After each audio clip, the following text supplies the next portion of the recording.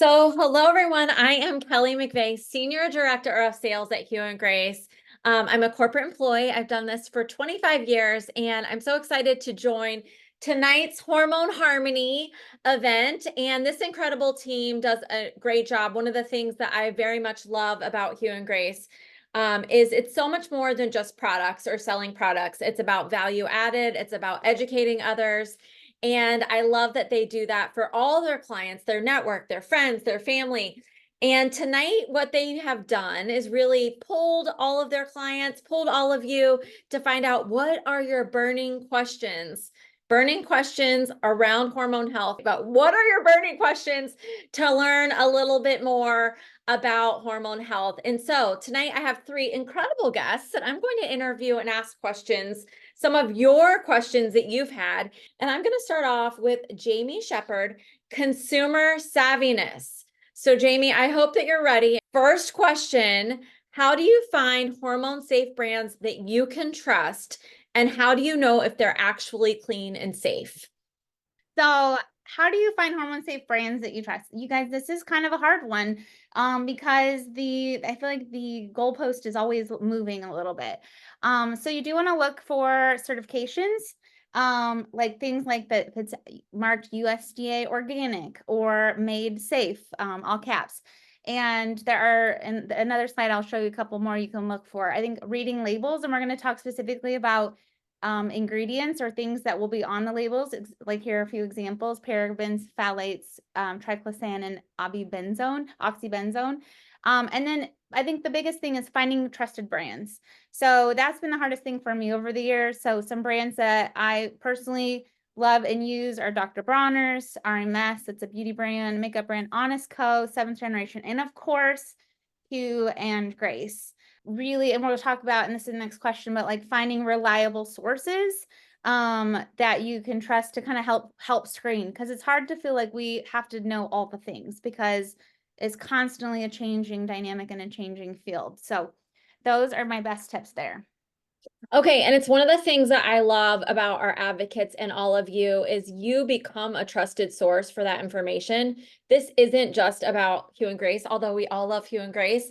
It's about finding brands that matter. So, is there an app that I can use to scan products and ingredients lists?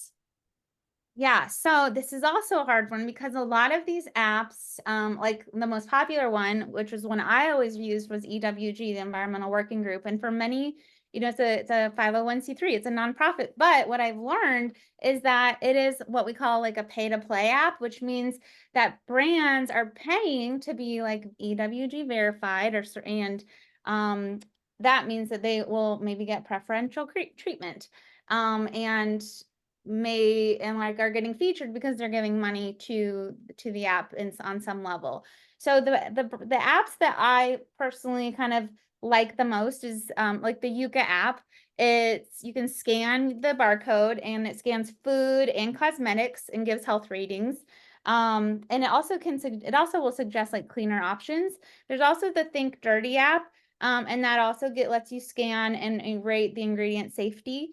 And then breaks down like it gives you a breakdown of each ingredient and its potential health impacts. And then the Good Guide, it does the same thing, but it also like will give you the environmental impact of that product, some of those ingredients as well. So it's also environmentally safe, which I really love. And all three of these apps claim that they do not take money from brands.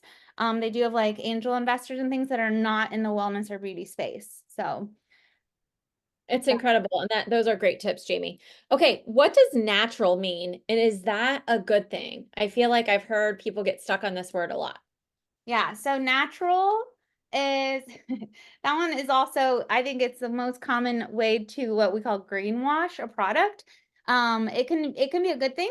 It might indicate something like an essential oils in a product. But it also can mean nothing. It can be because the FDA lets the word natural also mean like it can say something's natural even if it has genetically modified ingredients in it or has products that are made with sprayed with pesticides. So in general, natural is often used as like a buzzword in what we call like greenwashing. So here's some examples of what would be a greenwash product, like Coca-Cola Life. Like they'll use like the color green That's a really quick, you know, or they might use words that are like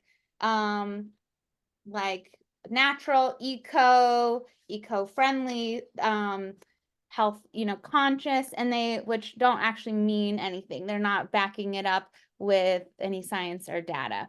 So something that's labeled natural often might still, like I said, pesticides or GMOs, or have synthetic fragrances, preservatives, or other harmful additives. So you want to know what natural, like if you see on the actual ingredient label, like if it's natural something, you want to like make sure that the company itself is committed to non-endocrine disrupting ingredients. Because again, like natural can be a good thing. It could mean like an essential oil, which is generally a good choice. So you also might want to look for other keywords that says like non-toxic, organic, free from parabens and phthalates, or even like EWG verified. That's, you know, that you will know if you see those things, you'll know that the natural isn't one of the bad naturals. A lot of things can even be made from mold, but be like a natural flavor, right? So it's a tricky word, and it generally should give you pause. Yes, absolutely. Okay, so this question I love because I know a lot of information about this. Doesn't the US FDA protect us from harmful products? You would hope, but no, they actually don't. Crazy. So the wellness industries as specifically is not really regulated by the FDA, which is crazy. But so is the beauty industry. And it isn't that it's not regulated at all, because there are some laws, like they aren't allowed to lie on a label. They aren't allowed to like use a known poisonous color, but that's like actual poison, like arsenic kind of poison. It doesn't necessarily, like, we know that there are certain food dyes that can cause like other illnesses or behavioral issues in kids or things like that. So the FDA doesn't regulate that. They're not monitoring or even requiring the companies test themselves and test the ingredients.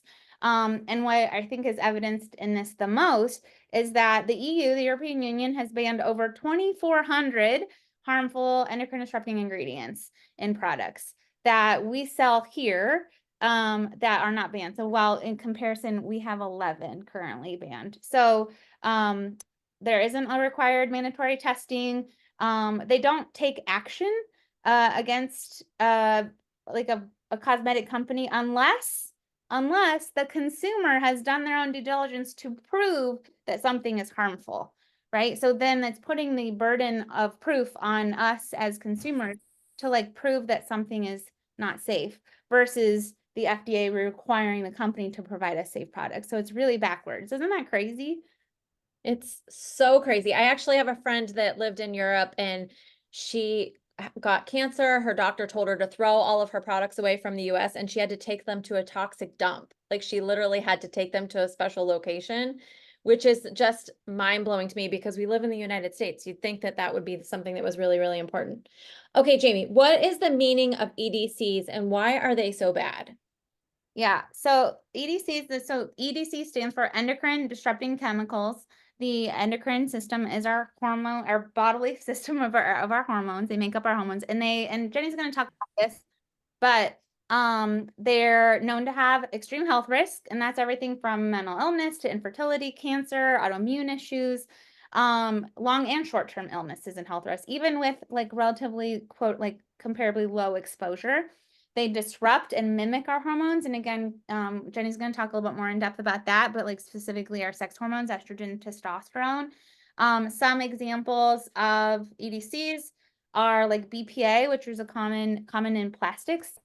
Phthalates is common in fragrances. Parabens are often in cosmetics. And they are just something that's, we're as a consumer base, and one of the reasons we're doing this event tonight, something that is really harmful, and it's something that as advocates, as consumers, we want to be really mindful of because they are causing a lot of harm. Absolutely. Okay, this is such a great way to start this call. I feel like consumer savviness, we want to be savvy, we want to make good decisions, but let's find out a little bit more. Jamie, thank you so much. We're going to switch over to Jenny Swisher on the health impact that we have on all these products. And Jenny, I'm so excited that you're our second guest. Yeah, I'm grateful to be here tonight. I know. I really honestly do look to all of you so much because I feel like you are more knowledgeable about all of these topics. So I feel like I learn every time I talk to you as well. So, Jenny, what products and foods contain EDCs most commonly? Yeah, so, Jamie alluded to some of these, but I'm going to go through the top five EDCs to avoid. I'll also link up for you, in case you haven't heard of this before. When it comes to foods, there is something that you can search that an environmental working group puts out each year, which is the Dirty Dozen and the Clean 15. So that gives you an idea of what types of foods and even fruits and vegetables that might have the most pesticides, herbicides, those types of things as well. So when it comes to food, I'll link that up for you here before we move on to the next slide.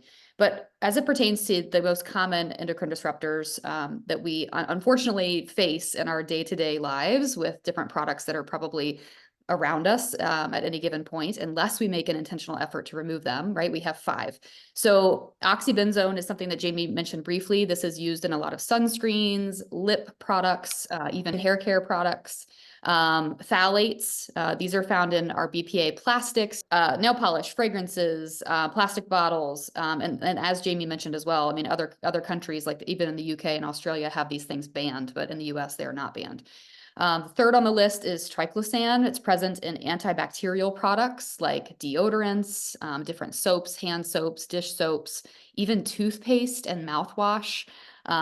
They've actually found in different studies, they've actually found triclosan in the umbilical cords and breast milk of 60% of tested women. So these are things that are showing up whether we like it or not, just because of our environment. Also, parabens, number 4, common in cosmetics. They mimic estrogen and can be found even in breast cancer tissue. And then 5th on this list is resorcinol, which is commonly used in hair dyes. I really do think that Hue and Grace and other companies in this space we're going to see a lot of expansion here in the next few years, because I think people are finally starting to wake up to this whole concept. So those I would say are the top 5 EDCs to avoid: oxybenzone, phthalates, triclosan, parabens, and resorcinol. I love learning this information. I think it's just so good to be aware in general so we can make smart decisions. So, what is one type of EDC to avoid the most? Is there a worst of them all? So the way that I think about these are really just in the sense of, and I hate to use this phrase because this gets used with me a lot because it's also used as a migraine phrase, but it's known as just your bucket, right? Your toxic load bucket. We have so much that we can handle, right? Like we've got our liver helping process different things that we encounter. We have our body as a whole is really trying to just process these chemicals. And so if you think of your body as a bucket, right, you have the toxic load is really the top of the bucket. And when those start to overfill, all of a sudden we start to see more toxic burden on the body and on the endocrine system. So I like to say there's not necessarily one that's like, you've got to avoid this, because they're all equally as awful. But when we start to see that bucket fill is when we start to see the health ramifications. So really just paying attention and slowly removing these as much as we can step by step is really key. Okay, and why is fragrance so bad? I'm someone that like kind of took fragrance out, and now when I'm around a fragrant, like even walking into a store, it hits me. Yeah. Why is it so bad for us? We are surrounded with different fragrances, whether it's the Lysol spray in the bathrooms, perfumes and colognes, right? Like fragrances really are involved in a lot of different things. And here's the thing is, I know I don't know if you have the slide up or not, but false fragrance is sometimes the phrase that it gets coined. I'm going to read this quote to you from PubMed. So this is coming straight from research on PubMed. It says, quote, "Fragrance compounds resemble carcinogenic hydrocarbons and trigger the enzyme aromatase. Aromatase converts androgens into estrogen, leading to many health issues." So right here, NIH PubMed is telling us that fragrance compounds are that detrimental to our health. So it's actually the title of that research article is called "The Wolves in Sheep's Clothing." So you can go search it if you want to, and if you want to read it on your own time. But false fragrances are really, really, really problematic when it comes to our health. So I want to read this as well. The average fragrance product contains 14 hidden chemicals that are not listed on the bottle, and that's on top of at least 15 other chemicals that are in the product. So we're looking at anywhere from 30 to 50 chemicals in one bottle of fragrance. So if you're wondering, like, well, how do they get by with this? This kind of comes back to that thing we were talking about before. This just is a sort of an unregulated, dysregulated territory, right? So the Federal Fair Packaging and Labeling Act of 1973 requires ingredients to be listed, but guess what's excluded? fragrances. Fragrances are excluded from that requirement. This information's always so blowing to me. Okay, so what are the most common EDCs we need? You know, scents, food, cleaning products, makeup, skin. You know, Avoid. what do we have to look for? Yes, avoid. Yeah, so I mean, I think we've touched on those. You know, I think that those 5 that we mentioned earlier are what I would stick to avoiding most. I mean, I think when people ask me my personal opinion on where do I begin, I say, well, let's really look at the things that are touching our body, right? Because if we're using skincare products that are literally absorbing into our skin, into our face, that in my mind is the first step. A lot of women are using, you know, makeup, they're using facial cleansers, they're using moisturizers, sunscreens, like the things that are touching our skin is what I would personally say would be the first place to start. So for me personally, I started with my skincare because it was the things that was touching my skin. I had that personal experience and personal story using BioHRT and seeing the drastic difference that I had in my headaches and how I was feeling. So I knew that the things that were touching my skin were being absorbed into my skin. And so that's where I started, was with skincare. But then from there it went to, ooh, I really got to look at, you know, what's cleaning my house? Like, what are the things living under my sink in that bucket of household cleaners? How can I get rid of the things that aren't serving me, the things that are disrupting my endocrine system, and how can I replace it with other things? So to me, those are the first steps. And then also, like we said before, paying attention to making sure you're choosing the fruits and vegetables that are on that clean 15 list for the most part is also a good first step. Okay. How do EDCs affect fertility and reproductive sexual health? Oh, goodness. Yeah, I love this. And I really think you could have a whole call dedicated to just EDCs and the impact on fertility and reproductive health. So we know that EDCs mimic, like I said before, mimic or block sex hormones, estrogen and testosterone. Okay. So what you'll hear the phrase estrogenic, right? Those have estrogenic compounds. Basically, what that means is your body can kind of become overloaded with that toxic burden through these xenoestrogens. And so that can interfere with our normal menstrual cycles, with our normal reproductive functions. It really has a critical role for us when it comes to our health. And this is not just women. It's not just women with menstrual cycles. It's also men and their testosterone. Why? Because if it's affecting our menstrual health and our reproductive health, it could be decreasing sperm quality. It could be decreasing egg quality, right? So it affects both men and women by causing hormone imbalances, but also through ultimately like making it either hard to conceive, or, you know, sometimes we look at different detriments that can happen when the quality of sperm and egg are not up to par. So I always like to say, you know, if we're thinking about this from a nutritional lens, right? Like I have a nutrition background. So I used to tell my clients, like when they would say, how do you stay motivated to eat healthy? Or how do you go about proper nutrition? My first answer was always, well, what do you have in your house?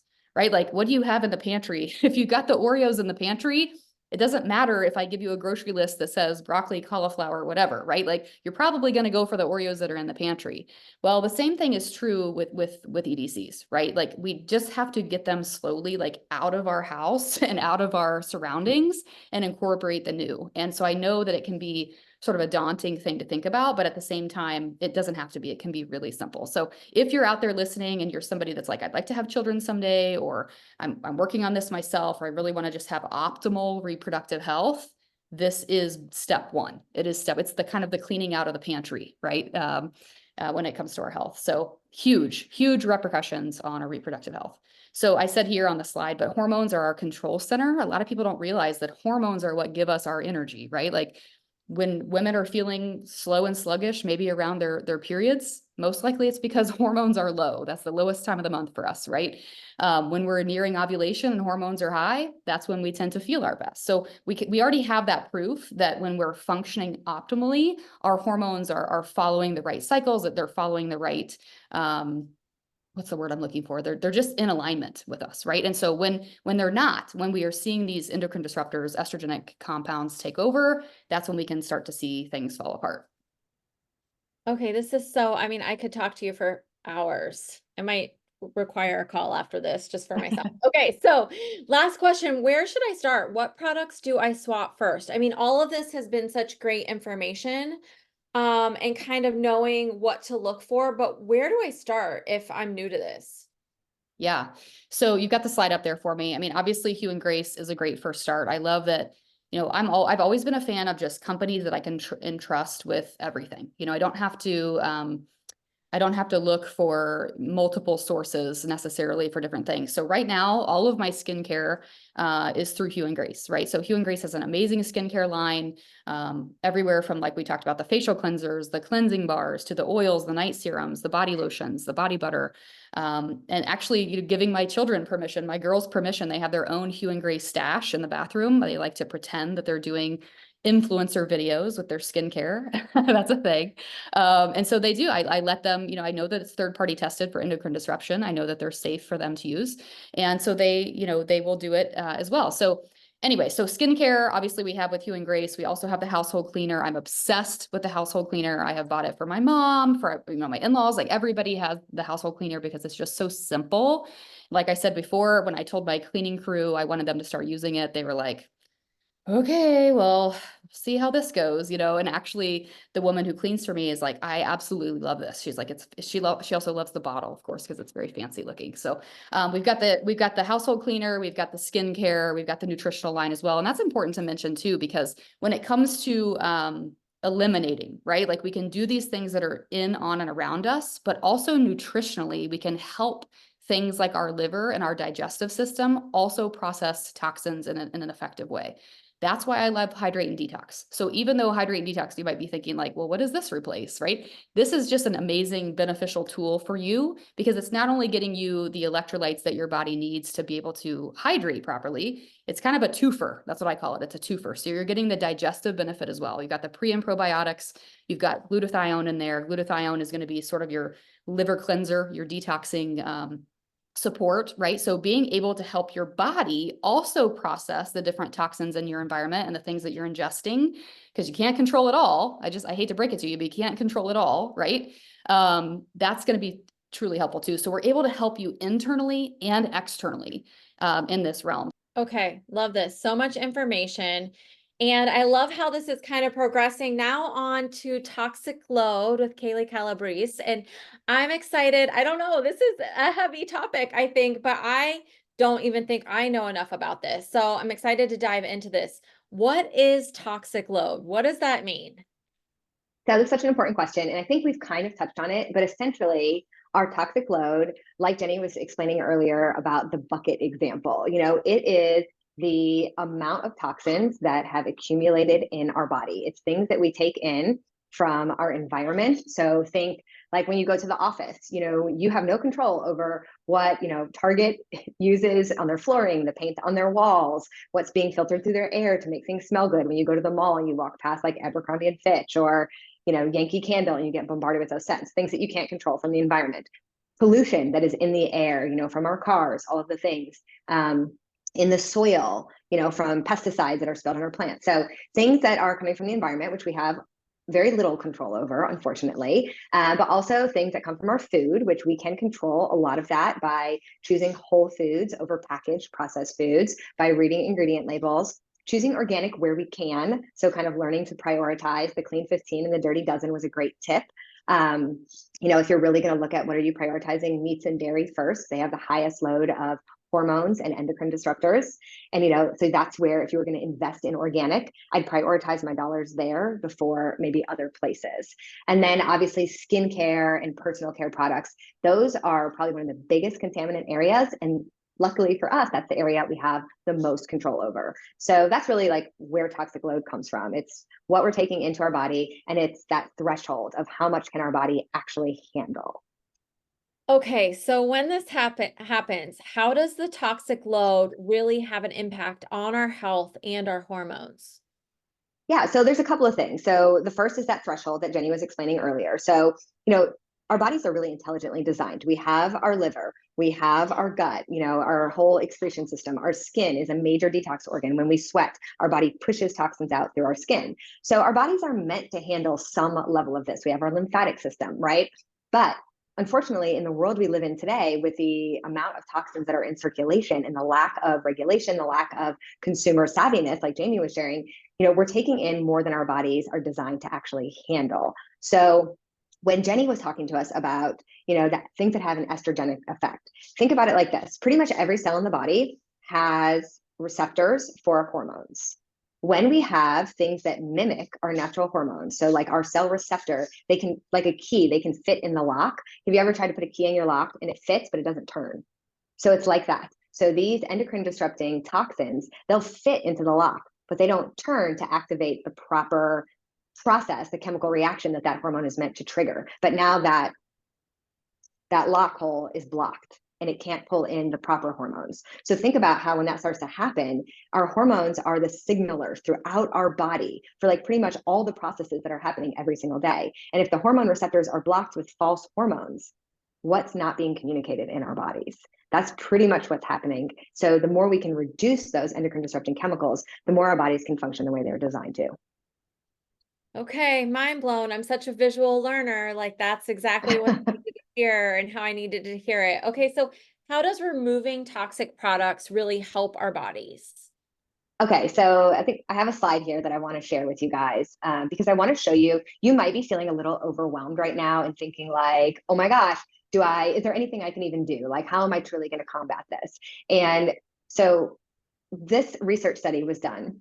This is new research that just came out on human women that showed that switching to beauty and personal care products without parabens, without phthalates, turned breast cancer genes off in just 28 days. So starting to make some very simple swaps for the products that you use every day to cleaner options, not even necessarily perfect. Like there's not a lot of perfect products out there, but just reduced number of endocrine disrupting chemicals in them. In 28 days, you can turn off breast cancer genes. And this complemented an earlier study that showed that adolescent girls who switched products to those without endocrine disruptors experienced a significant drop in blood levels of those toxins in 3 days. So a lot of the clients that I work with when they come to me and they're having like painful periods, heavy bleeding, horrible PMS, one of the first and easiest things we do before we dive into all the lifestyle shifts that can help them, we switch their feminine care products. They get organic pads, organic tampons, and they will notice a huge improvement in their PMS, their cramps, their bloating, their pain, the pressure down there in as little as 1 cycle of their period. So removing these toxins helps our bodies do what they were designed to do, and it creates space for them to heal because they really are smart when we give them the support that they need. Okay, so that's leaning into my next question, which is I just lost my question. How do products with toxic chemicals affect babies and children? You know, I think as moms, sometimes we do things for our children before we do things for ourselves. And so this is for the entire family. And I think this is education for everyone. But how do we start with our children? Yeah, this is such an important question because, first of all, I think to clear up any misconceptions around the concept of hormones, a lot of times when we think hormones, we think like periods, pregnancy, and perimenopause. We think reproductive hormones, but we have a lot of other hormones in our body. Before your child ever hits puberty, they have growth hormone that is determining how they grow. It's determining how their brain grows. We have thyroid hormones. We have insulin, which is regulating our blood sugar. That's a hormone. We have cortisol, which is regulating our stress response. That's a hormone. We have melatonin, which is regulating our sleep. That's a hormone. So how your child is sleeping, their cravings, you know, their like how their body's responding to the food that they eat, their growth, their brain development, their mood, their behavior, all of that is being determined by hormones. And what that buildup that's happening, like especially, well, in our boys and our girls, but if you think about our girls, you know, so many girls, moms are coming to me with teenage daughters who are starting their periods, and they're already having massive problems at 14 and 15 years old. But also, what about the girls that are suddenly starting periods at like 10, 11, and 12 years old?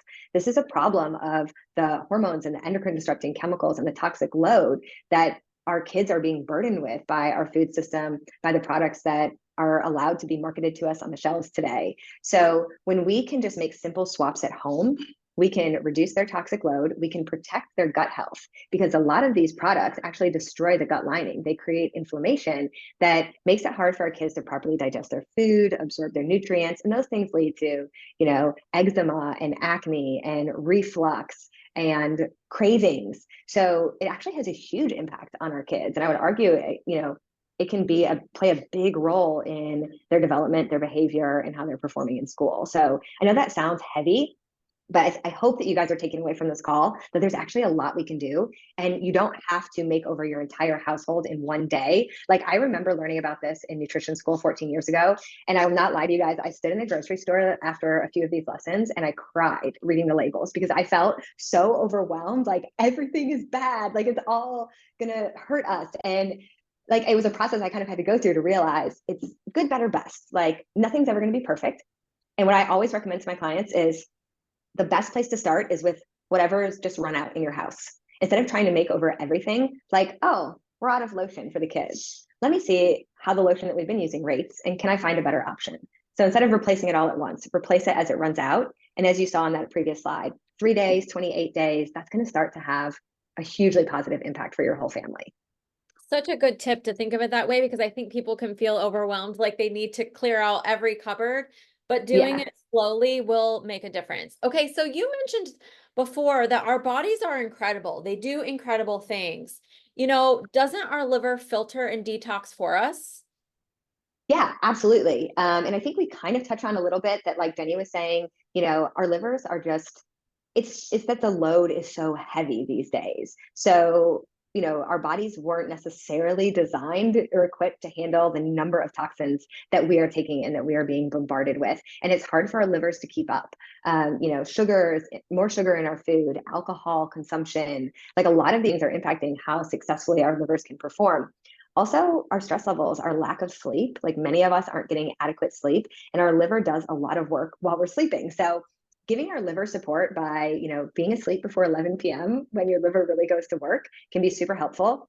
I literally joined Hue and Grace, you guys, for the Hydrate and Detox product that Jenny was talking about earlier. When I saw that it was designed with not only the electrolytes that we need for proper hydration, that helps us to have proper, adequate bowel movements, because that's one of the number one ways that our body excretes estrogen and endocrine-disrupting chemicals. But then they paired it with pre and probiotics so we can better absorb those electrolytes and all the nutrients from our food, enhance our gut health.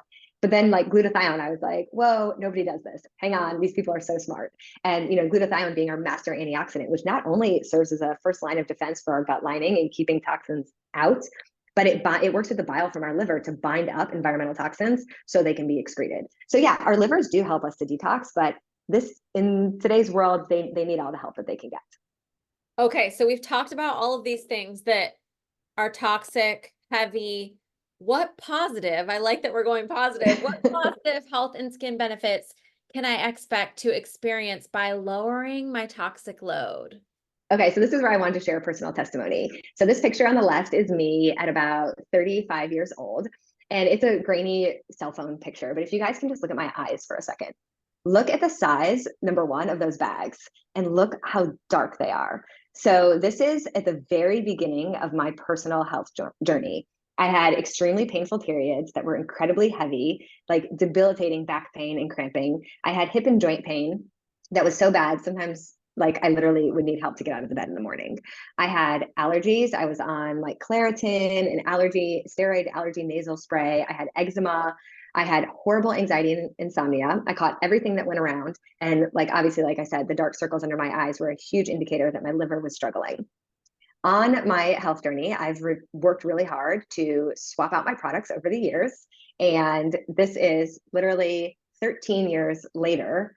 And I feel like I look healthier and more vibrant than I did at 35. Like, I don't have huge bags under my eyes. I don't have dark circles. I have a strong immune system. I sleep well. You know, my period pain improved so much in those in between years. I don't have a period anymore because I'm now in menopause, but, you know, my anxiety went away within, I'm not even joking, you guys, I think it was 60 days of starting to shift my nutrition and swap out my products. I was having panic attacks almost every single day. And I was able to stop my panic attacks within 60 days by starting to support my liver and my gut and swap out to cleaner food and home products. So, I mean, as someone who was like a very sick person with multiple autoimmune diseases, heading to a lupus diagnosis, I turned it around with zero medication by making simple swaps. And I started with just one thing at a time. So I didn't do it all overnight. I didn't just go throw out my entire pantry, my entire, you know, makeup bag, but I did start just making informed choices and reading labels, and it made a huge difference. I don't think I would be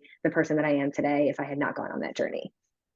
It's so funny because I've been a part of this company since day number one, and I'm like sold on everything right now. I feel more educated and like all in on this topic more than ever before. So this is the last question for tonight. This has been so incredible, so value added. I said I'm inspired. I've educated more and more. How can you support your body in lowering toxic load? Yeah, I think we've touched on a lot of things. So number Yeah. one, just start to read your labels and make better choices. Number two is like adequate hydration, some supplements that can help support your liver and your gut, like the Hydrate Detox and the AM supplement. Pre and probiotics, glutathione are great things. And there's other really little things you can do, like taking a walk every day, like a 30-minute walk helps to stimulate your lymphatic system. Bouncing on the balls of your feet or on like a little mini trampoline will help to stimulate your lymphatic system so that you can have better bowel movements, and getting adequate sleep. Like those are some of the biggest tips right there that I can give you, that if you're just consistent with those things, you'll start to see improvements. Okay, this has been so amazing. Thank you so much to all of our three incredible hosts tonight. I hope all of you feel like you learned so much, and I'm going to turn over to Jamie.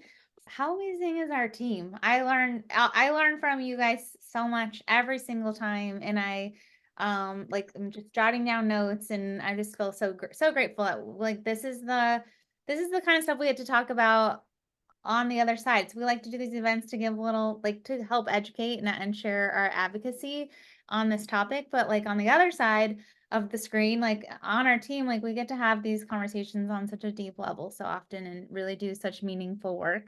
Hope you learned a lot. I sure did.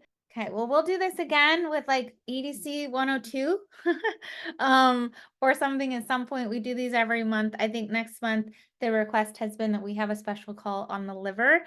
That's kind of one of my favorite things to learn about. So we'll deep dive on that next month. So thank you again.